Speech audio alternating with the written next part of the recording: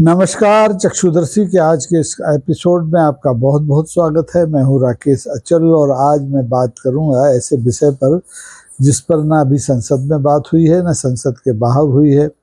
अब बात इसलिए नहीं हुई क्योंकि जो अभी ऑपरेशन सिंदूर चल रहा था और उस पर जो बहस चल रही थी पूरा देश उसमें डूबा हुआ था।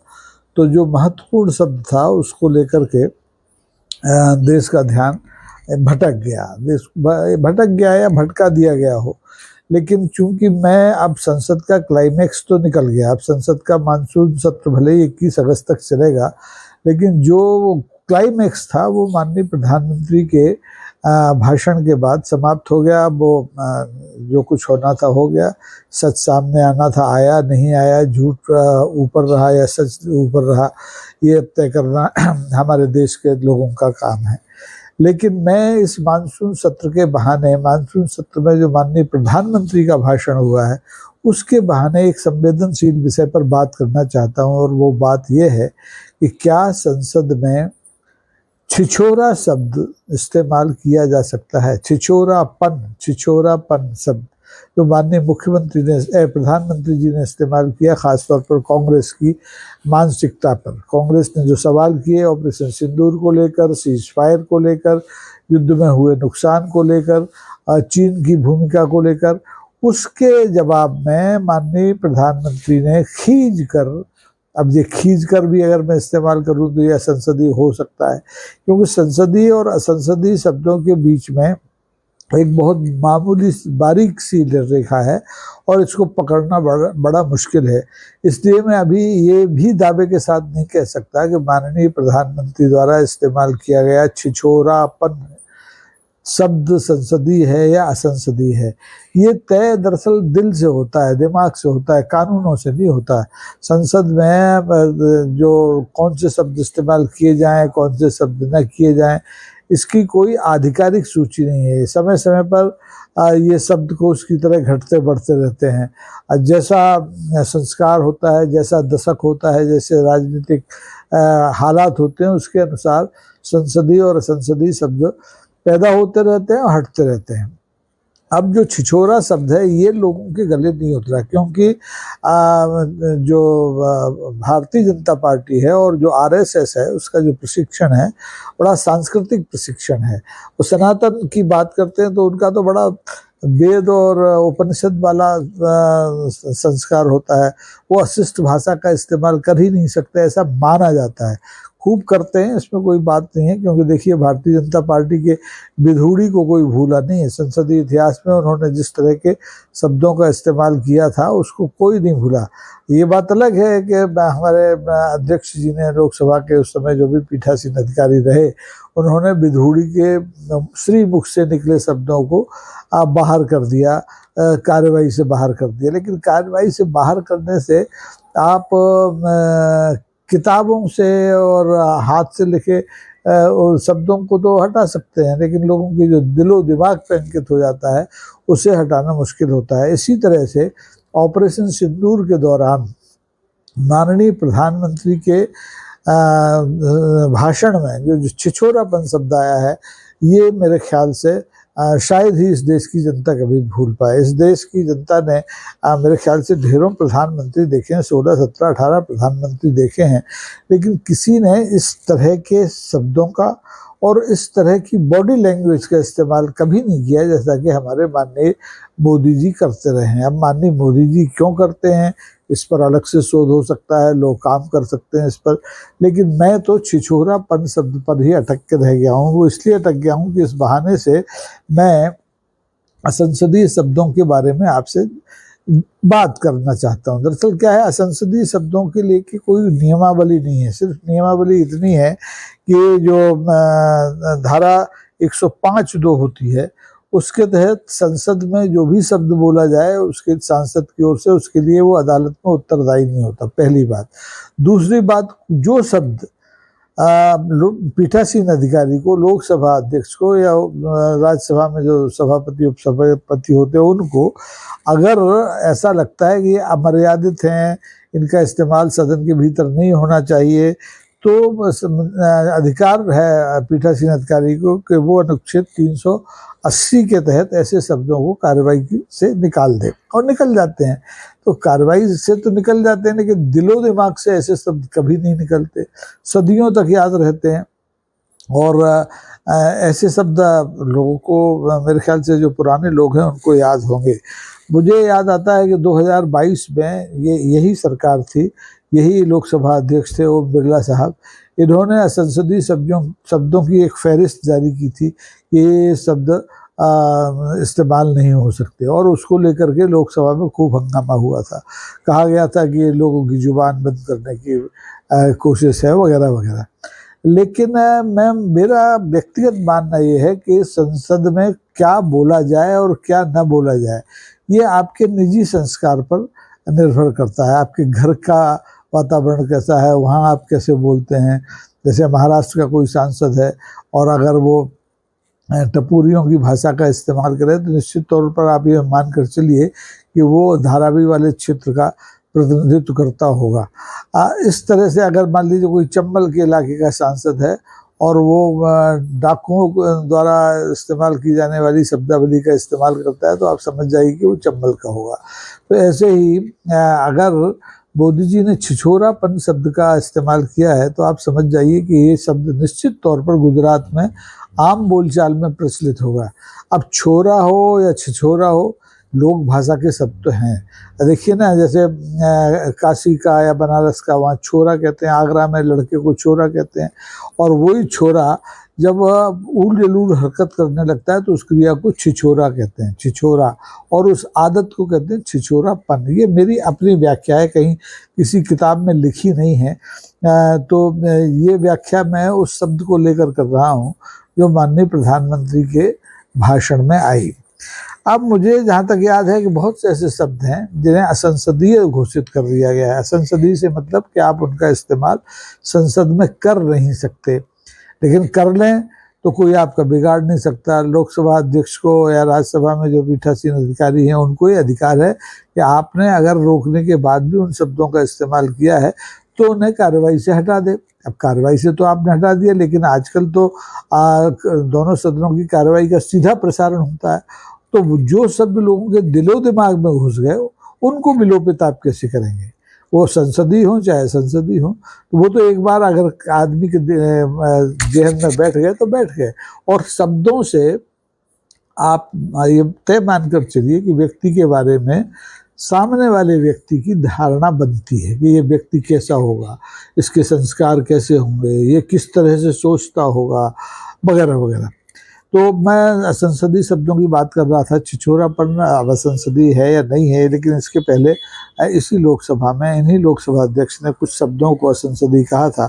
उनकी फहरिस्त मैं आपको बताता हूँ। उन्होंने कहा था जैसे जुमलाबाजी है, जैसे बाल बुद्धि है, जैसे कोविड फैलाने वाला है, जैसे जासूसी है, शर्मिंदा है, दुर्व्यवहार है, धोखा है, भ्रष्ट है, ड्रामेबाज है, पाखंडी है, अक्षम है, शकुनी है, तानाशाह है, जयचंद है, विनाश पुरुष है, खालिस्तानी है, खुद की खेती करने वाला है, या ऐसे तमाम सारे शब्द हैं जिन पर कि प्रतिबंध लगाया गया था। और ये प्रतिबंध कोई पहली बार नहीं लगाया गया। जब जब भाषा की सीमा टूटती है, भाषा अशिष्ट होती है, तब तब सदन में इस तरह के प्रतिबंध लगाए जाते रहे हैं। और ये परंपरा, फिर वही बात आएगी, नई नहीं है, ये परंपरा कांग्रेस के ज़माने से है। इसका आशय ये है कि उस ज़माने में भी लोग इस तरह के हल्के ओछे शब्दों का इस्तेमाल करते होंगे जिन्हें असंसदीय माना जाता है। मेरे जानकारी में जो मैंने थोड़ी बहुत खोजबीन की उसके मुताबिक हिंदुस्तान की संसद में सबसे पहले 1954 में कुछ शब्दों को असंसदीय घोषित किया गया।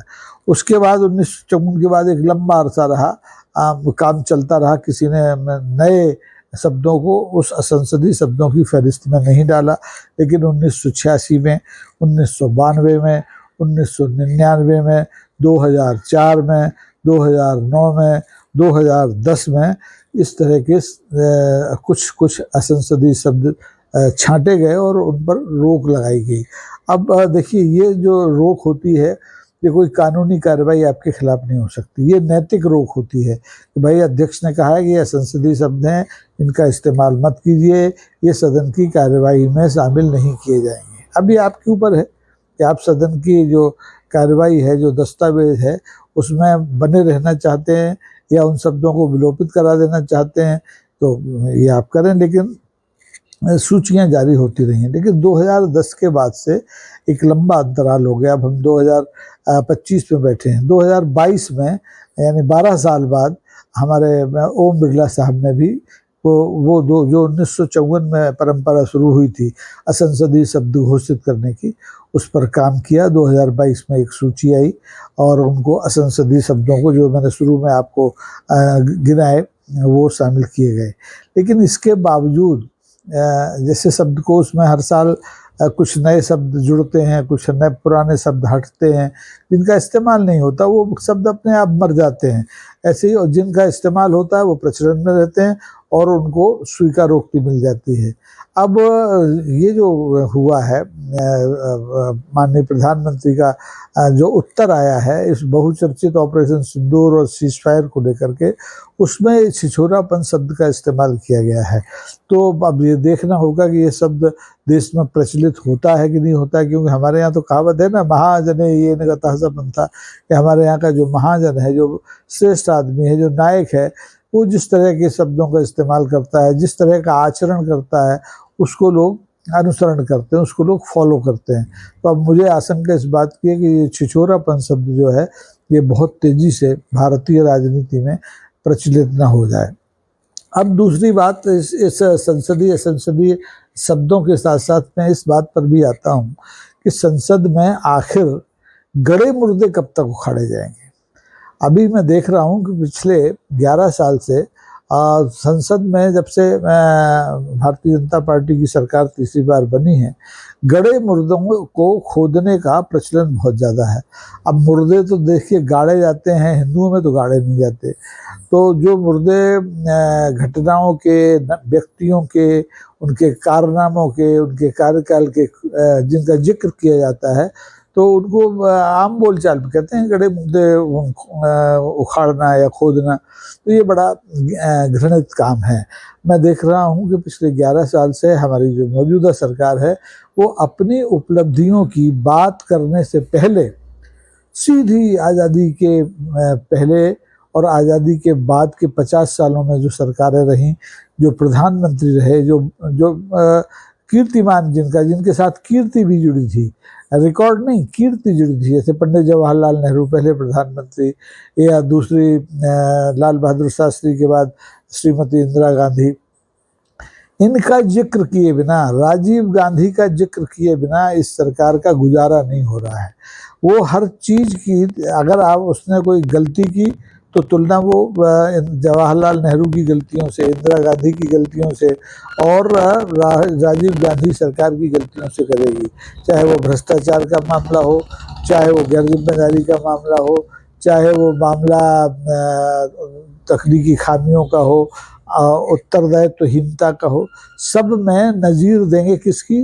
पंडित जवाहरलाल नेहरू की, इंदिरा गांधी की और राजीव गांधी की। अरे भाई, इन लोग को गए हुए युग हो गया। इंदिरा गांधी कब चली गई? 84 में चली गई मेरे ख्याल से, उनकी नृशंस हत्या हुई, वो शहीद हुए। उनके बेटे जो राजीव गांधी हैं, जो प्रधानमंत्री पद पे नहीं थे, इंदिरा जी तो पद पे थी, उनको गए हुए भी कितने 30 साल होने को आए। पंडित जवाहरलाल नेहरू को गए हुए तो अरसा हो गया, जब मोदी जी मेरे ख्याल से 10-12 साल के रहे होंगे। 1950 में मोदी जी पैदा हुए हैं और पंडित जी मेरे ख्याल से 1964 में गए हैं, तो 13-14 साल के होंगे।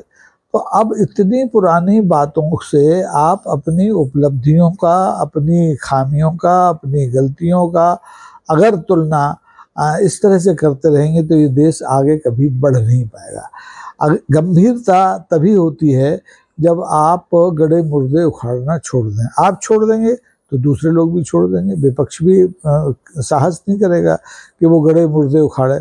और अगर भारतीय राजनीति में इसी तरह से गड़े मुर्दे उखाड़ने की परंपरा चलती रही तो आप देखिए ना हम चीन का मुकाबला कर पाएंगे, ना हम रूस का मुकाबला कर पाएंगे, अमेरिका का तो कर ही नहीं पाएंगे, हम विश्वगुरु तो बन ही नहीं पाएंगे, क्योंकि हम तो गड़े मुर्दे खोदने में ही उलझे रहेंगे। जब आप खोदते हैं, आप सत्ता में हैं, आप खोदते हैं, फिर विपक्षी क्या करेंगे? विपक्षियों को भी मजबूरी में गड़े मुर्दे खोदने पड़ेंगे, और फिर ऐसे ऐसे मुर्दे गड़े खोदे जाते हैं जिनमें से सड़ांध आती है, चाहे वो कांग्रेस के ज़माने के मुर्दे हों, चाहे वो भारतीय जनता पार्टी की साझा सरकार के ज़माने के, अटल जी की ज़माने के सरकार के मुर्दे हों, चाहे हमारे माननीय मोदी जी की 2014 और 2019 की सरकार के में गाड़े गए मुर्दे हों। तो मेरी तो एक ही प्रार्थना है सांसदों से, केंद्रीय मंत्रिमंडल के सदस्यों से, माननीय प्रधानमंत्री से। हालांकि इन लोगों में से कोई मेरा चैनल देखता नहीं है, लेकिन आप चाहें तो उन्हें दिखा सकते हैं, उन्हें बता सकते हैं कि देश में बहुत से लोग हैं जो अंधभक्त नहीं हैं, वो आपके इन तरह के व्यवहारों का, इस तरह के शब्दों के इस्तेमाल का नोटिस लेते हैं, उनसे चिंतित होते हैं, परेशान होते हैं, और देखते हैं कि हिंदुस्तान की संसद की जो गरिमा थी एक ज़माने में आज़ादी के बाद से, और आज 80 साल बाद वो कितनी नीचे गिर गई है। और इसके लिए जिम्मेदार कौन है? जिम्मेदार मेरे ख्याल से सब राजनीतिक दल हैं, और सबसे ज़्यादा जिम्मेदारी होती है उस राजनीतिक दल की जिसके हाथ में सत्ता सूत्र हो। तो पिछले 11 साल से तो सत्ता के सूत्र भारतीय जनता पार्टी के हाथ में है। उससे इस पार्टी का चाल, चरित्र और चेहरा अलग होता था, ऐसा दावा किया जाता था।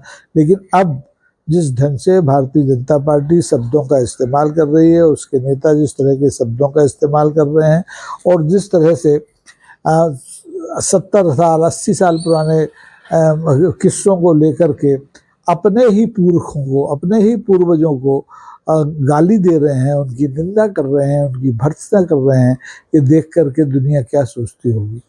दुनिया की सोचो आप, घर की तो छोड़ दीजिए, दुनिया क्या सोचती होगी? ये कैसा राष्ट्र है जिस राष्ट्र में अपने देश के स्वतंत्रता सेनानियों को और उन प्रधानमंत्रियों को जिन्होंने देश की नवनिर्माण की आधारशिला रखी, हो सकता है उसमें गलतियां हुई हों, हो सकता है उस समय में जो समझौते हुए, जो फैसले हुए, वो खामियों से भरे हों, जिसका खामियाजा देश ने उठाया हो, लेकिन आप उनको कब तक रोते रहेंगे?